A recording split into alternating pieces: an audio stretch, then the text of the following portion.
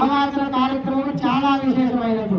ఎందుకనగా మన యొక్క ఆగమ శాస్త్రం ప్రకారం పుకారం పాపన్యాసం స్యాత్, జ్ఞాకారం దేహశుద్ధిదం, హకార స్థాన శుద్ధి స్యాత్, పుణ్యాహంతు విధీయతే, సర్వ పాపహరం చేవ సర్వసిద్ధి ప్రదాయకం అని మన యొక్క ఆగమ శాస్త్ర వచనము.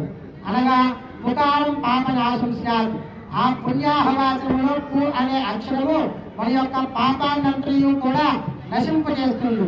జ్ఞాకారం దేహశుద్ధిదం, ఆ జ్ఞా అనే అక్షరము మన యొక్క దేహాన్నంతయు కూడా శుద్ధి చేస్తుంది. హకార స్థాన శుద్ధి స్యాత్, మన యొక్క ఆత్మ మన యొక్క దేహము శుద్ధిగా ఉండాలా, మనం కూర్చునేటువంటి ప్రదేశము కూడా శుద్ధి అవ్వాలి. అందుకే ఆ పుణ్యాహవాచన కార్యక్రమం చేసుకున్నాము.